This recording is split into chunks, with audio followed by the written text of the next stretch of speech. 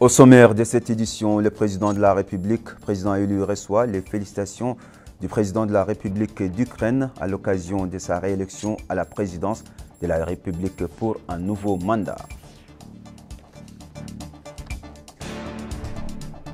Le Conseil des ministres adopte entre autres projets de décret, celui portant modification de certaines dispositions du décret portant harmonisation et simplification du système de rémunération des fonctionnaires et agents contractuels de l'État et de ses établissements publics à caractère administratif. Le ministre des Pêches et de l'Économie maritime inaugure une usine de transformation du poisson au port de Tanit.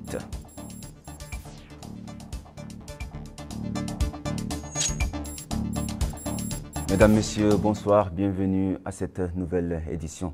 Le président de la République, président élu, Mohamed Ould Cheikh Al-Ghazouani, a reçu un message de félicitations de Volodymyr Zelensky, président de la République d'Ukraine, à l'occasion de sa réélection à la présidence de la République pour un nouveau mandat.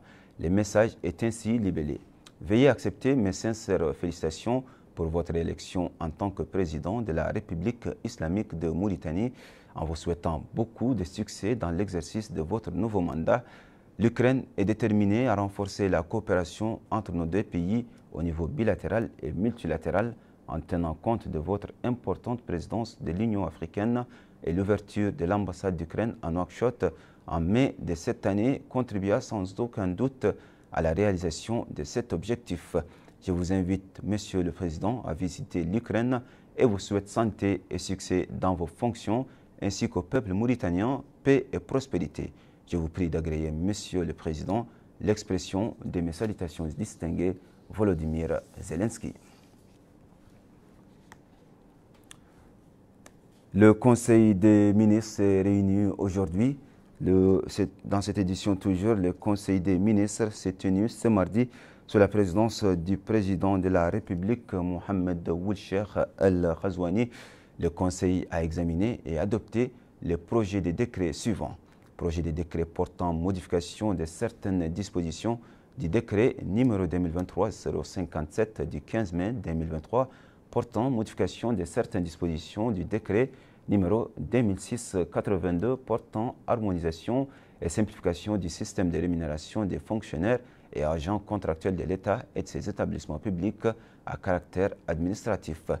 Le présent projet de décret s'inscrit dans le cadre de la poursuite de la mise en œuvre des orientations du programme Tahoudati de son Excellence le Président de la République visant à promouvoir le capital humain à travers l'amélioration des conditions matérielles des travailleurs des secteurs de l'éducation nationale, de la santé, de l'enseignement supérieur et des affaires sociales. Ce projet de décret vise à instaurer la troisième et dernière tranche de l'augmentation des salaires au profit des corps de l'enseignement supérieur après l'octroi d'une première tranche en 2022 et d'une deuxième tranche en 2023 au profit des professeurs des universités, des professeurs hospitalo-universitaires et des directeurs de la recherche. Projet de décret modifiant certaines dispositions du décret numéro 2023-58 du 20 mars 2023 instituant une journée nationale de l'économie de l'école républicaine. Le présent projet de décret s'inscrit dans le cadre de la conciliation entre deux événements de l'année scolaire qui portent sur l'ouverture des écoles prévues en début du mois d'octobre de chaque année et la commémoration de la journée nationale de l'école républicaine. Il a été proposé de modifier certaines dispositions du décret, uniquement celles qui concernent la date de la journée nationale de l'école républicaine pour être commémorée le 5 décembre de chaque année au lieu du 30 octobre. Projet de décret relatif à l'octroi de 10 permis de recherche pour les substances du groupe 1 au profit de certaines sociétés minières, Shri Ambika, Hadid Mining SARL, Haramba Mining, Ma'adin Saoudien SARL, NMG Energy Mauritanie, SMB Mining SARL, Wafa Mining and Petroleum, West Hill for Investment and Development SARL, YUMN Mining SARL. Projet de décret relatif à l'octroi de 23 permis de recherche pour les substances du groupe 2 au profit de certaines sociétés minières telles que Oman Gjair Resources, Comima SARL, Compass Resources SARL, GMP, Gold Treatment Company, Kenz Mining, Muri Mine SARL, Mita SARL, MTPS, Orbit Minerals, SAM Mining, SMB Mining SARL, SMTPP, Société Sahel pour l'équipement, l'industrie et les mines, Société mauritanienne d'investissement, Tekamol Mining, TSMTP SARL, Pitesh SARL et Wafa Mining and Petroleum. Afin de répondre aux demandes de matériaux du groupe 1 et du groupe 2, ces deux projets de décret regroupant visent l'octroi de 33 permis de recherche pour les substances du groupe 1 et 2, et cela conformément au décret 2023-48 du 15 février 2023 et numéro 23-49 du 17 février 2023 portant respectivement sur les titres miniers et carrières, sur les taxes et redevances minières. Ces décrets apportent des améliorations permettant notamment d'introduire la notion de décret regroupant, d'adopter des critères techno-économiques d'éligibilité, d'augmenter les taxes pour dissuader les opérations spéculataires et de mettre en place un mécanisme de suivi, évaluation étroit et contraignant. Projet de décret portant nomination des membres du conseil d'administration du Centre supérieur d'enseignement technique de Nouakchott. Projet de décret portant protection de la baie de l'Étoile. Le présent projet de décret a pour objet de faire de la baie de l'Étoile une zone protégée dénommée réserve naturelle de la baie de l'Étoile et de mettre en place un régime de protection adéquat permettant de freiner la dynamique de son rétrécissement et de sa dégradation d'une part et d'en permettre l'accès et l'utilisation durable des ressources et des services, notamment écosystèmes et récréatifs d'autre part. Le ministre des Affaires étrangères, de la coopération des Mauritaniens de l'extérieur a présenté une communication relative à la situation internationale. Le ministre de l'Intérieur et de la décentralisation a présenté une communication relative à la situation intérieure. Le ministre de l'Éducation nationale, de la réforme du système éducatif a présenté une communication sur la première phase de l'introduction des langues nationales dans le système éducatif. Cette communication vise l'introduction des langues nationales dans le système éducatif national de l'école républicaine fondée sur les valeurs islamiques et nationales, offrant un accès à savoir ainsi qu'une éducation multilingue renforçant l'enracinement culturel, l'unité nationale, la cohésion sociale et l'ouverture sur les autres cultures. Une école qui reflète à la fois l'unité de la nation, la riche diversité culturelle et accorde une importance capitale à l'enseignement en langue maternelle.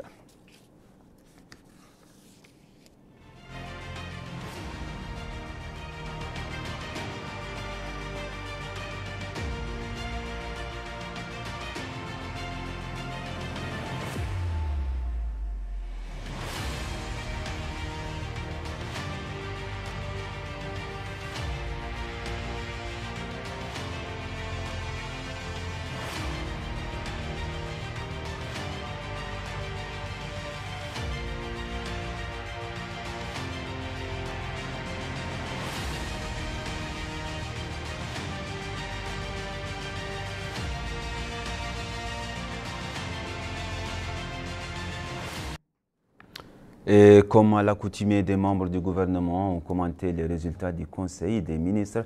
Il s'agit en l'occurrence, outre le ministre du pétrole, de l'énergie et des mines, porte-parole du gouvernement, ses collègues de l'économie et du développement durable, de l'éducation nationale et de la réforme du système éducatif et enfin de l'environnement. Les explications avec Bokar Bailaba. D'emblée, le ministre des Finances, Issel Moul Mohamed Badi, a présenté les points saillants du projet de décret modifiant certaines dispositions du décret numéro 2023-057 du 15 mars 2023 relatif à la modification de certaines dispositions du décret numéro 2016-082 portant sur l'harmonisation et la simplification du système de rémunération des fonctionnaires et agents contractuels de l'État, ainsi que ces établissements publics à caractère administratif. Concrètement, le texte vise à mettre en œuvre la dernière tranche de l'augmentation des salaires au profit des professeurs des universités, des directeurs de recherche et des professeurs hospitalo-universitaires. Il a rappelé que la première tranche date de 2022 et la troisième de l'année dernière. De son côté, le ministre de l'Éducation nationale et de la réforme du système éducatif, Mokhtar Ould-Dahi, a exposé les grandes lignes du projet de décret instituant une journée nationale de l'école républicaine. Il a aussi annoncé que les préparatifs vont bon train pour l'introduction des langues nationales dans le système éducatif à titre expérimental à partir de la prochaine rentrée scolaire. Je vous rappelle que l'école républicaine était instituée par un décret l'année 2022. Elle était commémorée le 30 octobre. Mais après une célébration d'une année ou deux, on a vu la proximité entre deux dates importantes. L'ouverture de l'école, qui est toujours le premier lundi du mois d'octobre, et qui est souvent des traditions maintenant du président de la République élu, de présider la cérémonie d'ouverture de l'école de l'année scolaire. Et la célébration de l'école républicaine, donc début octobre, 30 octobre, on a vu que c'est des dates quand même très proches et qu'il faudrait peut-être un peu reculer la date de la célébration de l'école républicaine pour laisser aux équipes du département de mieux préparer la rentrée scolaire et s'assurer que toutes les conditions de l'année scolaire sont réunies. J'ai rappelé que les dispositions de la loi d'orientation relative à la réforme du système éducatif exigent, et ces annexes exigent, l'enseignement à titre d'expérimentation à partir de l'année scolaire 2024-2025 des langues nationales. C'est dans ce sens qu'on a proposé aujourd'hui un atlas provisoire de quelques 25 sites et classes d'expérimentation d'enseignement des langues nationales, dont 18 classes pour les locuteurs et 7 classes pour les non-locuteurs.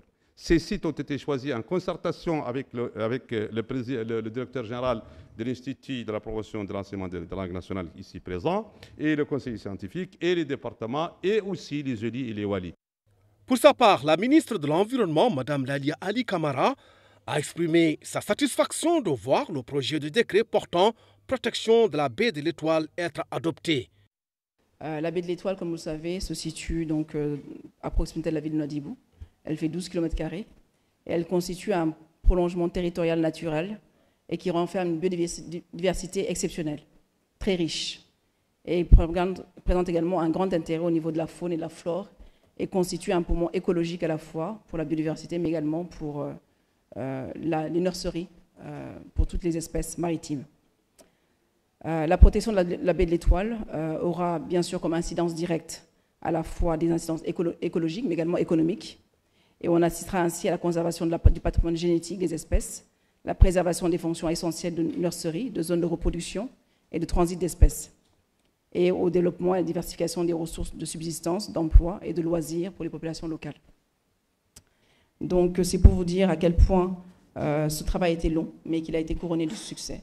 Interpellé sur la situation au Mali, le ministre du Pétrole, de l'Énergie et des Mines, porte-parole du gouvernement, Nani Wuld Chrouka, a déclaré qu'elle est suivie de près. Quoique inquiétante, il a souhaité aux pays voisins et frères du Mali de retrouver la paix et la sérénité. S'agissant du prix du ciment, le porte-parole du gouvernement a rappelé que ce produit a été ajouté à la liste des denrées dont les prix sont administrés. Depuis lors, une commission travaille pour mettre en place les mécanismes d'application effective et de suivi de la mesure. L'ambassade de la République populaire de Chine a abrité hier une réception à l'occasion du 97e anniversaire de la fondation de l'armée populaire de libération chinoise.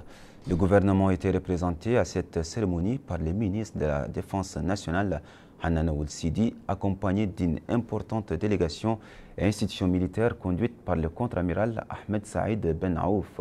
À cette occasion, l'attaché militaire de l'ambassade de la République populaire de Chine à Nouakchott, Zhou Tao, a loué la qualité de la coopération en matière de défense et de sécurité entre les deux pays amis, notant que cette année marque le 59e anniversaire de l'établissement des relations diplomatiques entre la République islamique de Mauritanie et la République populaire de Chine.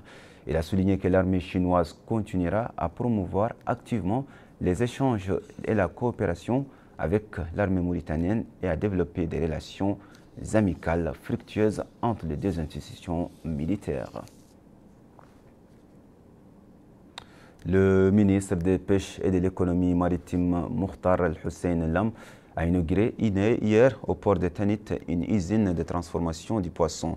L'usine qui a mobilisé un investissement financier de 56 millions a une capacité de 70 tonnes de poissons et assure 20 emplois permanents et plus de 300 emplois temporaires en fonction des conditions de l'usine. Les explications de Moussa Ndiaye. C'est au pôle de développement du port de Tanit que l'usine Sahel de transformation du poisson a été inaugurée. Au cours d'une cérémonie supervisée par M. Mokhtar Al-Hussein Lam, ministre des Pêches et de l'économie maritime. Cette usine de transformation est située sur une superficie de 6 000 m² avec un investissement financier de 56 millions MRI. Cette usine a 5 canaux de congélation avec une capacité de 70 tonnes par jour, 2 unités de production de glace d'une capacité de 30 tonnes par jour et plusieurs autres possibilités, notamment des logements pour les travailleurs. Dans son discours, le directeur général du port de Tanit, M. Ahmed Oul-Khatri, a mis l'accent sur l'importance de l'inauguration de cette usine, qui, dit-il, est située dans le pôle de développement du port de Tanit. Il a saisi cette occasion pour passer en revue les différentes opérations de réhabilitation de plusieurs installations portières et la station de dessalement de l'eau de mer et son raccordement à toutes les unités, car il s'agit, a précisé le directeur général du port de Tanit, de la seule source d'eau potable. De son côté, le directeur général de l'usine, M. Mohamed Val ou Mohamed Mahmoud Yahya, n'a pas manqué dans son intervention de remercier tous ceux qui ont contribué à la réussite de cette importante réalisation. Il a souligné que plusieurs parties ont déployé leurs moyens techniques pour aboutir à cette cérémonie d'inauguration. Il est à préciser qu'avec cette réalisation et d'autres infrastructures, on note que le pôle de développement du port de Tanit pour la pêche traditionnelle et bannière va désormais contribuer à l'amélioration des conditions de vie des travailleurs et habitants de toutes les zones. Nouvelle réalisation de la délégation générale de Ta'azour, matérialisée par l'édification de 173 ouvrages hydrauliques dans 10 wilayas, dont 17 dans la wilaya du Trarza. La pose de la première pierre des futurs édifices a été effectuée ce mardi par le délégué général de Ta'azour, Hamoud Ould Hamid, à partir de la localité d'Archon, relevant de la Muqata'a de Boutilmit. Ce n'est pas tout. Le délégué général a aussi inauguré le complexe de Ta'azour de Boutilmit et remis au maire de sa commune des tricycles, des motos et du matériel pour soutenir la municipalité dans son action de nettoyage de la ville. Récit d'Aminata Khan. Le délégué général de Ta'azour, Hamoud Ould Hamid, poursuit ses inaugurations à Boutilmit. Il a procédé à la pose de la première pierre pour la réalisation de 173 ouvrages hydriques, dont 10 wilayas de la Mauritanie, dont 17 sont de la wilaya du Trarza. Le délégué a ensuite inauguré le complexe avant de remettre au maire de la commune des tricycles, des motos et du matériel pour soutenir la municipalité dans son action de nettoyage. Le complexe Ta'azour comprend des espaces de divertissement, un terrain de football, une salle informatique, une boucherie et une épicerie vendant des produits à des prix réduits. Dans une allocution prononcée pour la circonstance, Hamoud Ould Hamid a passé en revue les interventions faites par la délégation pour contribuer à l'approvisionnement des populations en eau potable en application aux instructions du président de la République, ce qui a permis, dira-t-il, d'installer 365 réseaux au cours de ces 5 dernières années. Le maire de la commune de Boutilmit, Mokhtar Abdallahi Imigen, a salué les interventions de Ta'azour menées dans la localité, notamment le forage des puits au profit des populations. D'autres intervenants se sont exprimés. Ils ont remercié la délégation de Ta'azour qui vient soulager leurs préoccupations quotidiennes. Ne laissons aucun enfant de côté dans le cadre de la lutte contre la traite des personnes. C'est sous ce slogan que l'instance nationale de lutte contre la traite des personnes et le trafic des migrants a commémoré aujourd'hui à Nouakchott la journée internationale de lutte contre la traite des personnes. L'occasion pour le commissaire aux droits de l'homme, à l'action humanitaire et aux relations avec la société civile, duquel relève cette instance de passer en revue les acquis réalisés au cours des 5 dernières années, parmi lesquels la mise en place d'un numéro vert pour le signalement des cas suspects et la mise en place d'un mécanisme national de diagnostic et de prise en charge des victimes de la traite des personnes et du trafic illicite des migrants. Les explications avec Bokar Bailaba. Cette année, la campagne mondiale organisée à l'occasion de la Journée mondiale de lutte contre la traite des êtres humains appelle à accélérer les actions visant à mettre un terme à la traite des enfants. D'ailleurs, le slogan est sans équivoque. Ne laissons aucun enfant de côté dans la lutte contre la traite des personnes. Et à cette occasion, le commissaire aux droits de l'homme, à l'action humanitaire et aux relations avec la société civile, Cheikh Ahmedou Ahmed Salim Sidi, a indiqué que le gouvernement a œuvré au cours des 5 dernières années à la réalisation d'acquis tangibles pour la compréhension du phénomène de la traite des personnes et la lutte contre ce phénomène. Il a rappelé la mise en place d'un mécanisme national de diagnostic et de prise en charge des victimes de la traite des personnes et du trafic illicite de migrants, conformément aux engagements internationaux de la Mauritanie, en plus de la création d'un fonds pour la lutte contre ce phénomène. Autre allocution, c'est celle du président du Forum des acteurs non gouvernementaux, Mohamed Ould Sidi, qui a souligné que la pratique de la traite des êtres humains dans le monde est l'une des formes les plus graves d'injustice à laquelle les êtres humains peuvent être soumis. Et il a remercié le gouvernement mauritanien pour ses efforts considérables dans la lutte contre ce phénomène. Pour le système des Nations Unies, il est nécessaire de donner la priorité à la protection des enfants, renforcer la législation et améliorer l'application de la loi contre la traite des enfants.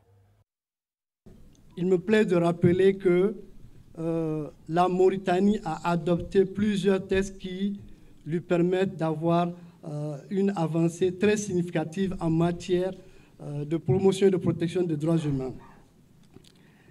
Particulièrement dans le cadre de la lutte contre la traite des personnes, il me plaît de souligner que depuis mars dernier, la Mauritanie a adopté un plan national de lutte contre la traite. La Mauritanie avait déjà auparavant adopté la loi 2020-017 pour criminaliser ce délit. Et tout récemment aussi, la Mauritanie a fait la mise en place d'un mécanisme national de référencement pour aider et protéger les victimes. C'est toujours avec un plaisir que je me plais de rappeler que le système des Nations Unies a joué un rôle crucial dans l'accompagnement de ces initiatives.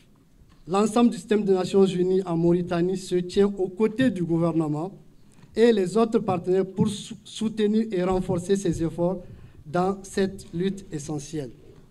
Au terme des échanges des allocutions, le commissaire aux droits de l'homme, à l'action humanitaire et en relation avec la société civile a donné le top départ de la caravane de sensibilisation qui vise justement à sensibiliser les citoyens des villes de l'intérieur sur la gravité du phénomène de la traite des êtres humains sous toutes ses formes. L'actualité parlementaire marquée par le renouvellement des bureaux des commissions de l'Assemblée nationale. Au niveau de la commission des affaires économiques, la composition du bureau se décline comme suit. Président Khalidou Mamadou Diallo, parti de l'opposition. Vice-président Mokhtar Mohamed Limam, parti de la majorité. Premier rapporteur, Khadjetou Abdullah Wan, parti INSAF. Deuxième rapporteur, El Mami Ilouba, INSAF. Troisième rapporteur, El Mourteji Selmou Cheikh Moulay Ahmed, INSAF. Premier secrétaire, Ibrahima Mamadou Kébé, INSAF. Deuxième secrétaire, Zoura Cheikhna Beidia, parti de l'opposition. Toujours restons dans l'actualité parlementaire, la commission, toujours au niveau de la commission de la justice, de l'intérieur et de la défense de l'Assemblée nationale. L'élection du bureau se décline comme suit. Président Jafar Malanin Hachem du parti INSAF, Vice-président Abou El-Mouahib Mohamed El-Hussein Habiballah du parti INSAF. Premier rapporteur Mohamed Yahya Mustafa, représentant du parti de la majorité. Deuxième rapporteur Moussa Mamadou Dja du parti INSAF. Troisième rapporteur Ousmane Oumarba, représentant des partis d'opposition. Premier secrétaire El-Hassan Mohamed El-Eid, parti de l'INSAF. Deuxième secrétaire Hachem Samouri Mbarek Sefra du parti INSAF. Le nouveau bureau de la Commission des affaires islamiques se compose comme suit. Président Toumba Amar Kamara, parti INSAF. Vice-président Hachem Mahfouz Boubout, INSAF. Premier rapporteur Moussa Béchir Mohamed El Hadi, INSAF. Deuxième rapporteur Yahya Leloud Safa, parti de l'opposition. Troisième rapporteur El Atiq Mohamed, INSAF. Premier secrétaire Bahaïda Akhwad Khtri, majorité. Deuxième secrétaire Fatimatou Mohamed Abdallah El Hassan de l'INSAF. La composition du bureau de la commission des finances se présente comme suit. Président Ali Mamadou Khan, parti INSAF. Premier vice-président El-Murtada Salem Tfail, représentant des partis d'opposition. Premier rapporteur Abou Emoud Gela, parti INSAF. Deuxième rapporteur Mohamed Makhtar Mohamed El-Mustafa Mohamed El-Hassan, représentant des partis de la majorité. Troisième rapporteur Fatma Salma Mohamed Doussidi Hamoud, parti INSAF. Premier secrétaire Salek Dehna, parti INSAF. Deuxième secrétaire El-Hassan Kabir Sidi Ibrahim, représentant des partis de la majorité.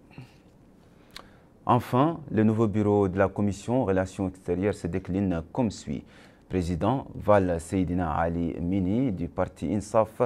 Vice-président Abdallahi Louli El-Hassan Cheikh Mohamed Yahya, parti INSAF. Premier rapporteur Hamadi Khattari Hamadi, INSAF. Deuxième rapporteur Mariam Cheikh Samba Jabnek, les partis de l'opposition.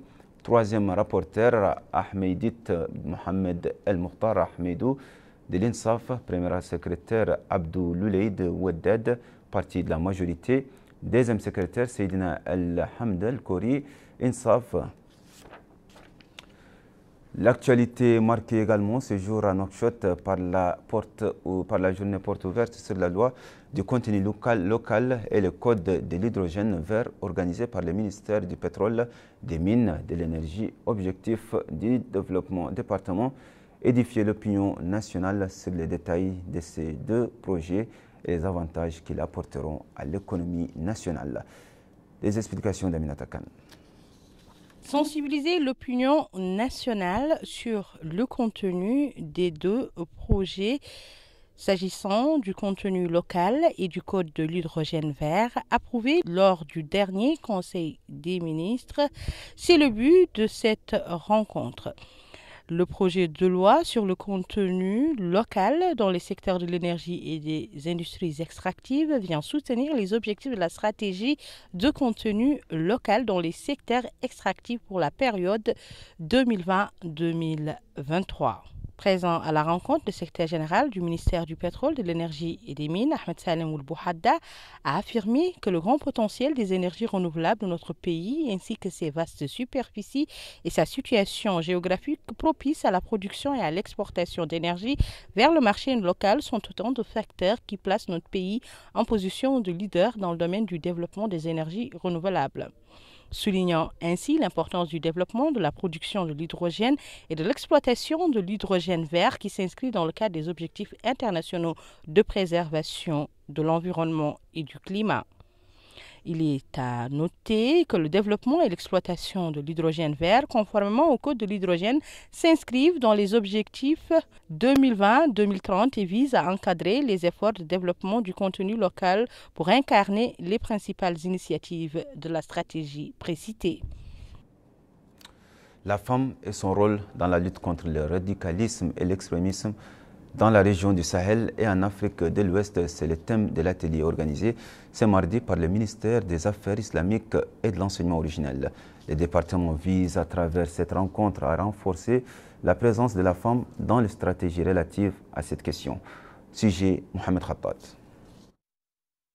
Il s'agit du lancement de la deuxième phase du projet des Mourchidat visant à consolider la paix, prévenir et lutter contre la radicalisation des jeunes et renforcer le rôle des femmes comme actrices clés pour contrer l'extrémisme violent au Sahel et dans les régions du nord des États côtiers d'Afrique de l'Ouest, partageant ainsi l'expérience des Mourchidat mauritaniennes. Prenant la parole à cette occasion, le conseiller juridique du ministère des Affaires islamiques et de l'enseignement originel, M. Jamal Ould Cheikh Ahmed, a rappelé l'importance capitale accordée par le président de la République, M. Mohamed Ould Cheikh Al-Qazouani, tout le long de son premier mandat, à la lutte contre l'extrémisme qui s'est traduite dans les faits à travers les programmes d'action exécutés par le gouvernement du Premier ministre Mohamed Bilal Mesroud, véhiculant des messages de tolérance et favorisant le dialogue entre les ulama et les groupes porteurs d'idées extrémistes, ce qui a, dit-il, évité à notre pays les troubles que connaissent certaines zones régionales. Ce dialogue était instruit avec des jeunes qui se sont repentis et qui ont bénéficié de programmes d'insertion économique et sociale. Lui succédant l'ambassadrice de la République fédérale d'Allemagne en Mauritanie, Son Excellence, Madame Isabelle Hanan, a déclaré: La Mauritanie est un partenaire important pour l'Allemagne et fait preuve d'une stabilité remarquable dans une région instable et de grands risques de violence. Pour cela, je vous exprime, Monsieur le Secrétaire général, et aux autorités mauritaniennes, notre reconnaissance. La prévention et la lutte contre la radicalisation des jeunes et le renforcement du rôle des femmes comme vecteurs de paix sont primordiaux pour éradiquer l'extrémisme violent et pour renforcer la cohésion sociale dans la région du Sahel. Le travail des Mourchidat est un élément important des efforts stratégiques de prévention du gouvernement mauritanien et peut être considéré comme un exemple de réussite dans la région. Je suis donc particulièrement heureuse que l'Allemagne, à travers ce projet, les femmes comme actrices clés pour prévenir et contrer l'extrémisme violent au Sahel et dans les régions du nord des États côtiers d'Afrique de l'Ouest, contribue non seulement à renforcer les réseaux des Mourchidat en Mauritanie, mais aussi à partager et piloter cette expérience au Sénégal et dans la région. De son côté, la représentante de l'Office des Nations Unies contre la drogue et le crime a indiqué: Ce projet est innovant sur plusieurs aspects. Tout d'abord, il positionne les femmes, longtemps considérées comme victimes, comme actrices de la paix et de la stabilité. Les femmes sont au cœur de la stratégie nationale de lutte contre l'extrémisme violent et contribuent au changement des mentalités. Aussi, les groupes extrémistes ne sont contrés ni par les armes ni par la force, mais par le dialogue, notamment des échanges autour des discours alternatifs qui s'opposent aux discours violents qui incitent la haine. Enfin, le projet s'attaque directement à la source profonde du terrorisme, qui est l'exclusion sociale. Les Mourchidat tissent ce lien social avec les personnes les plus vulnérables en marge de la société pour leur donner ce sentiment d'appartenance à la communauté. Comme quoi, le réseau des Mourchidat a un rôle important à jouer pour continuer à endiguer durablement le terrorisme et l'extrémisme violent. Nous refermons ce journal par l'anniversaire de la Souq Management University Mauritanie qui a soufflé aujourd'hui sa 21e bougie. C'était à l'occasion d'une cérémonie émaillée par la remise des diplômes à une nouvelle promotion de l'université dénommée Al-Allama Cheikh Sidi Al-Mokhtar Al-Kunti. Moussa Ndiaye nous en fait le récit. Conformément à la vision culturelle et nationale de l'université SIP Management Mauritanie et en reconnaissant le rôle joué par nos savants pour la diffusion du savoir en Mauritanie, au Maghreb, en Afrique de l'Ouest, à Al-Mashriq et ailleurs dans le monde, cette nouvelle promotion porte le nom de Al-Allama Cheikh Sidi Al-Mokhtar Al-Kunti. C'est au nom du ministre de l'Enseignement supérieur et de la Recherche scientifique que le directeur de l'Enseignement supérieur, M. Ahmed Douna Ould Abdi, a présidé cette cérémonie.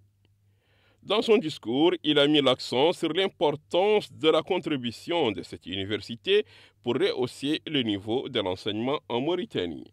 Il a ajouté que cette contribution s'inscrit dans le cadre des engagements du président de la République, son Excellence M. Mohamed Ould Cheikh Al-Qazouani, pour la réforme du système de l'enseignement supérieur et de la recherche scientifique. Quant au président directeur général de l'université, M. Mohamed Al-Radi Ould Ahmed Dadda, a saisi cette occasion pour attirer l'attention sur les activités de son institution pour honorer les étudiants en encourageant le meilleur. Il a ajouté qu'au cours des dernières années, le système éducatif a connu un progrès remarquable. Ce progrès a permis d'améliorer le rendement de son institution grâce à l'intérêt qu'accorde le président de la République, son Excellence, M. Mohamed Ould Cheikh Al Ghazouani, à l'enseignement et à l'amélioration des capacités d'accueil des universités. Au cours de cette cérémonie, plusieurs étudiants avaient pris la parole pour remercier leurs encadreurs pour leurs efforts qui n'ont fait, disent-ils, que renforcer leurs différentes spécialités afin qu'ils puissent faire face au marché de l'emploi. Il est à noter que la cérémonie que SIP Management Université Mauritanie a organisée à l'occasion de son anniversaire dans sa 21e édition a été marquée par la remise des diplômes à cette nouvelle promotion de l'université. C'est déjà la fin de cette édition. Avant de se quitter, les rappels des principales informations. Le président de la République, président élu, reçoit les félicitations du président de la République d'Ukraine à l'occasion de sa réélection à la présidence de la République pour un nouveau mandat.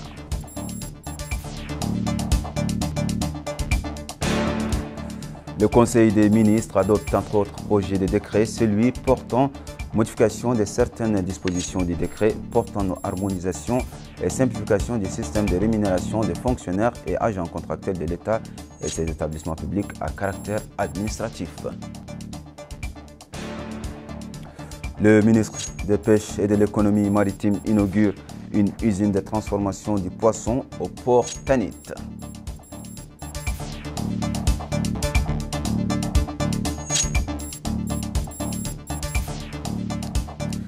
Ainsi prend fin cette édition du 22h. Merci de l'avoir suivi.